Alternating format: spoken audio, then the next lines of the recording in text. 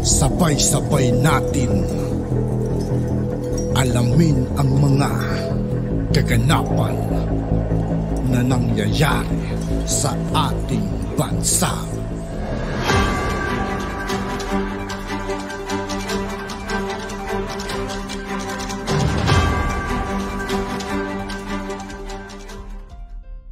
Yo, what's up mga kaibigan? This is Itoki po again. Ngayon nandito ulit tayo sa channel ni Banat News Updates. Dito ulit tayo magbibigay ng komento at reaksyon. Kaya samahan nyo ako guys. Let's go! Tignan nyo. Mas viral pa po. Mas viral pa yung Duterte kaysa sa naganap na hulihan ng Shabu. Nauna po yung event yung Maisog kaysa sa Shabu. Teka, napag-uusapan lang. Usually po, naalala niyo ba pag may mga operasyon yung PDEA o may mga nahuhuli, hindi lang po yung mga Shabu tsaka pera na binabalandra, di ba? Pati po yung mga nahuling tao. Napansin niyo ba na walang nakahilerang nahuling tao? Ang laki po ng shipment tapos walang nahuli. Hindi ko po sinasabi na walang nahuli pero walang nakabalandra. 'Di ba? Kasi usually 1 million 6 katao na huli. Tapos nakabalandra lahat 'yan, may suot na PDEA na nakaposas. 'Yun po yung absent ngayon. Wala akong nakita nakabalandra na. May nahuli po ba? Nagtataka lang, nagtatanong lang. Nagtataka. Hindi. Wag natin silang pagdudahan. Usually, sa lahat po ng mga press conference, nagsasalita yung PNP, yung pinakamataas na PNP, di ba? Usually, pinakamataas na PNP. Yung nagsasalita Tapos nakatayo sa gilid niya yung mga nahulihan, di ba? Nakaposas, tapos may suot ng PDEA o kung PNP. Nagtatanong lang po ako. Wala akong hindi ko kino-question na totoong may hulihan. Kaya lang, bakit po yung pag mga milyon lang po yung nahuhuli, milyon lang po yung halaga? Mga 6 o 7 katao yung nakahilera na nakayuko, tinatago nila pilit yung pagmumukha nila. Bakit po ngayon walang ganun? Nagtataka lang ako, bakit po wala po nahuli? Trillion ng halaga 13 point something billion pala, billion. Kapag milyon lang po siya, nakahilera yung mga nahuli. Hindi po ako nagdududa. Ulitin ko po, hindi po ako nagdududa. Nagtatanong po ako, bakit hindi nyo po sinama yung mga nahuling mga tao na kasama nung shipment? Yun lang naman, no? Siyempre, bakit naman natin pagdududahan yung presidente ng Pilipinas yan? Kayo naman, no? Okay, ang ayaw ko lang sa kanila, ipagmamalaki na naman nila na walang namatay. Teka lang, last na lang doon sa punto na yan. Alam niyo po, yung sinasabi po ninyong masama dahil may namatay. Tanungin ko po kayo. Ano po yung may mas impact? Mas may impact sa mga addict? Yung nakita nila sa barangay nila, yung tulak na kinukunan nila ng Shabu ay tinumba na? O yung nakita nila tong may 13 billion? Alam niyo po, sa mga utak po na ganyan, unless na, parang kasi ngayon parang wala naman yan. Layo-layo sa amin yan. Ayun lang po yun. Kaya sabi ko nga sa inyo, huwag nyo pong tawaran yung naging epekto.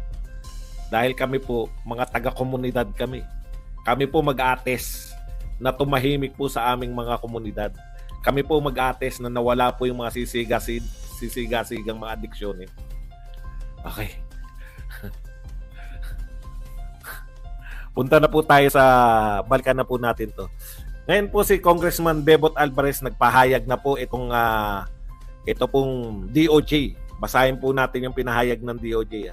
Ayan, sabi News 5, vlogger na nagpalipad ng saranggola, binalaan ng BSP o binalaan lang naman pala. Isa na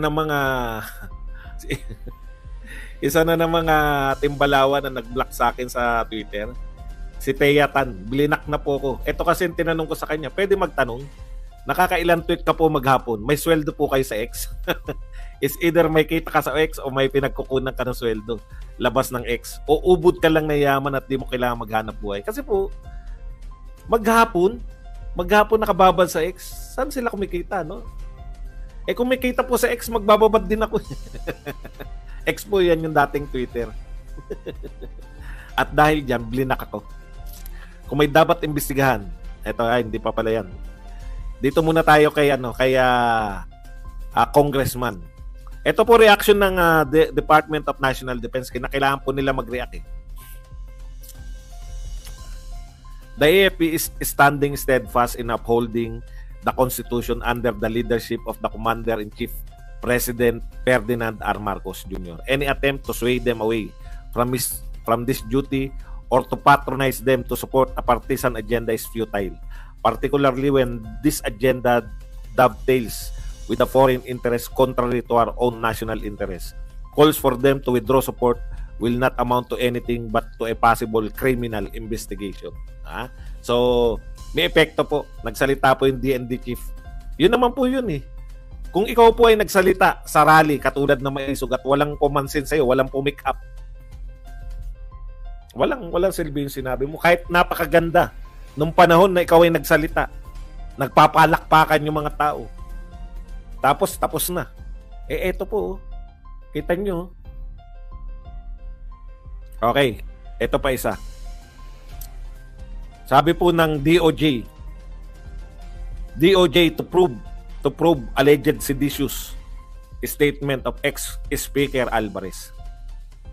Ayan. The Department of Justice announced that it will initiate an investigation into the recent statements made by former House Speaker Pantaleon Alvarez during an evening rally held in Tagum, Davao del Norte. Tignan nyo, wala pong Philippine Star doon na pinadala sila. Hindi nila sinusulat yung balita. Pero si Crispin Remulla nagsalita na iimbestigahan nila yung sinabi ni Congressman. O di hindi rin nila na-ignore. Alam niyo, tagumpay talaga eh. Yun yung sinasabi ko na magaling talaga itong mga tao ni Duterte at si Duterte. Samantala, ay sinabi po naman dito ng mga congressman na mukhang itutuloy po nila yung eto po. Sabi po rito ay mukhang pinag-aaralan po ni House Majority Leader Manuel Dalipes, Lakas CMD Office, expect to subpoena. Hindi to, kay Ivan to. Ito po, House Majority Leader Manuel Dalipe on Tuesday said, House of Representatives will act on the request of Assistant Majority Leader Jay Cunggun to prove the alleged gentleman's agreement between former President Rodrigo Roa Duterte and China concerning the West Philippine Sea, which some experts viewed as possible act of treason on the part of the former Philippine leader. Alam nyo, hindi ko po maintindihan kung ano po yung act of treason dun, no? Kasi ang alam kong inamin ni Pangulong Duterte, status ko as is where is. Hindi, at ang inamin po ni Pangulong Duterte, hindi siya naghukay ng langis dahil ayaw, hindi naman sinabi huwag ka maghukay. Pero naiintindihan, matalino kasi si Duterte. Hindi sinabi pala sa kanya, huwag mong gagawin yan. Di ba? Huwag mong gagawin yan kasi that will means trouble. No? Marunong po si Pangulong Duterte na hindi maghukay ng langis. Alam niyo po, napakababaw po ng mga ibang pinagsasabi niyo. Yung pagre-repair ng call na po yun ng presidente ng Pilipinas. No? Call na po ng presidente ng Pilipinas na wag i-repair yung MB Sierra Madre. Kasi sa tingin niya, magkakatensyon. Call din ng presidente ng Pilipinas na wag maghukay ng langis nung panahon ni Pangulong Duterte. Ibig nyo sabihin, walang karapatan dumiskarte yung presidente dyan ng Pilipinas. At for the last 6 years, no, gusto nyong imbestigahan ngayon dahil mapayapa. Mapayapa relatively. Relative sa ngayon, mapayapa po yung West Philippine Sea nung panahon ni Duterte. And the best po na pinakamagandang resibo po na hindi kayang ipagmalaki nung panahon ni Pinoy, wala po naagaw sa ating teritoryo. Ngayon, yun po ang importante. O tama yan. Diyan po ako papunta eh. Ang gagawin po ninyo na kung iimbestigahan nyo po si Pangulong Duterte dahil po dyan sa tinatawag nyong gentleman's agreement na kinoin nyo lang Sabi nga ni Pangulong Duterte, walang agreement na ganyan. Walang agreement.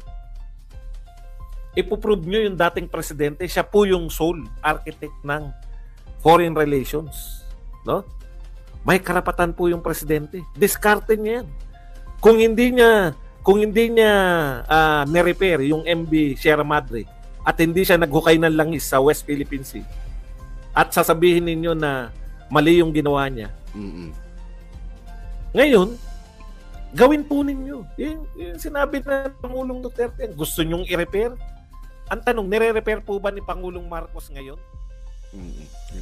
Pag-usapan natin ito. At yun nga po mga kaibigan, dito po nagtatapos ang ating reaction video. Muli ako po si I2K ng Sundalo ng Dunggalo. Maraming salamat sa patuloy na pagsuporta. Yeah, peace out.